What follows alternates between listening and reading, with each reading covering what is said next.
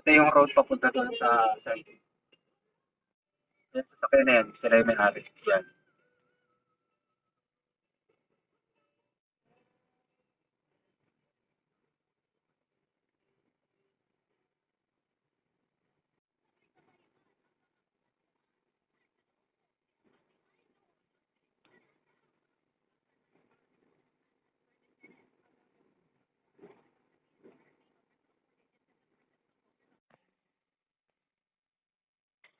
Hanggang saan to, boss? Ha?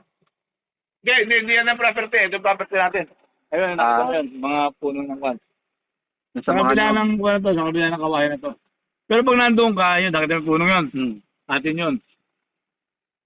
Yan, taas ng view niyan, makikita mo lahat yan. Yan ang view niyan. Tapos pwede ka resort eh. Sige po. Talaga ba interesado yung mo? 50 meters pa mula dito. After ng kawayan na yan. Sige po. Ito, Apo. diretso doon. Hmm. Ang wala din, pyramid. Sa dulo nito, ganun siya. Naka-pyramid. Pyramid type. Kaswerte. Kaya nakatapat sa north, tamang-tama. Pag tinayo mo, pyramid talaga. Ito ang pinaka-malawak niya, 200 pyramid. Yan ang tatatuan. Lahat, hindi ito sa area na to. Dito, lahat na yan. Ito, kasama na to. Nakita mo yung dulong poste na yan. Apa. Yun ang boundary line niya. Pag ano, no? Diba? Kaya yung portion na yun, lupang na yung daan na yun, atin na sa loob. Ngayon ito, ang lumuwag ng kalsada, dito kukuha ng kaluwag.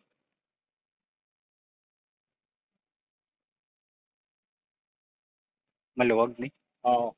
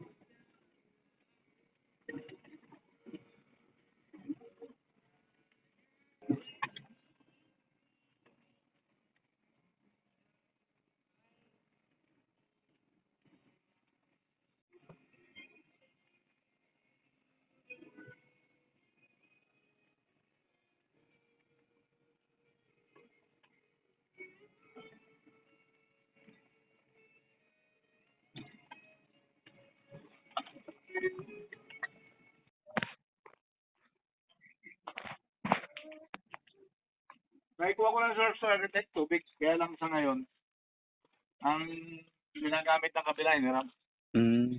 May spring kami nakuha sa taas. Dami pong saging.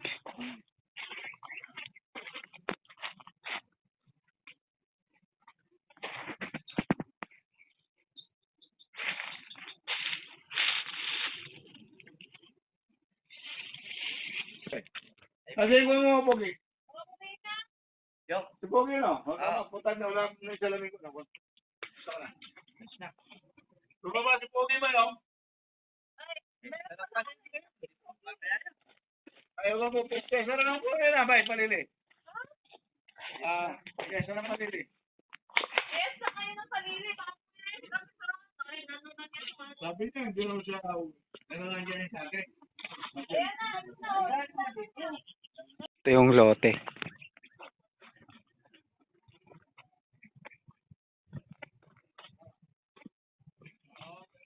Clean title siya.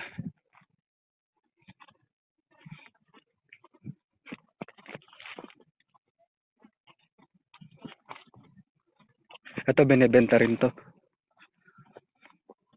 Pero ito yung sa boss ko. Yan.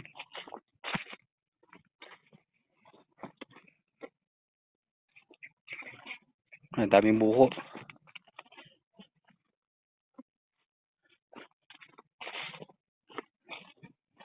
Lalakarin ko lang yung dulo. Doon yan.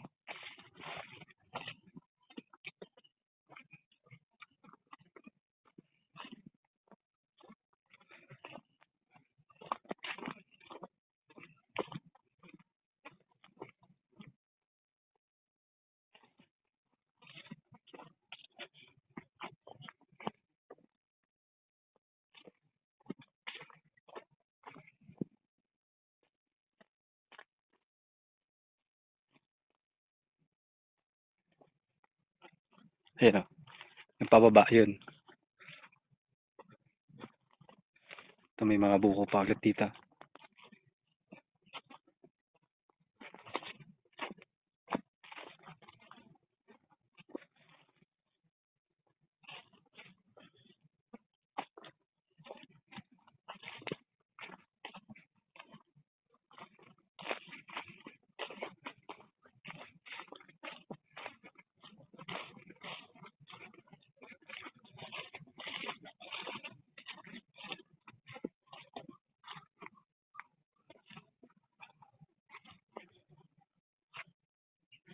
Yan yung kabilang bundok.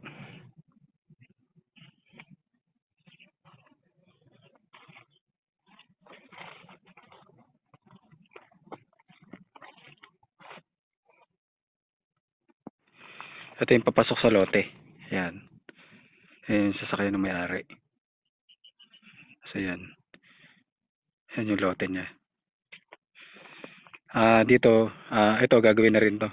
Malapit na rin gawin yung daan na to. Mula doon sa concrete road, papasok mga 40 meters siguro yung layo. 40 meters lang. So yan.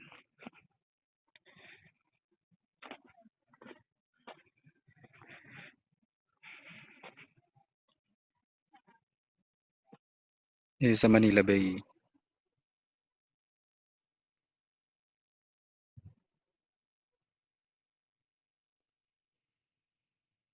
Ito 16 hectares. Mr. Sergs _ Colossa TV.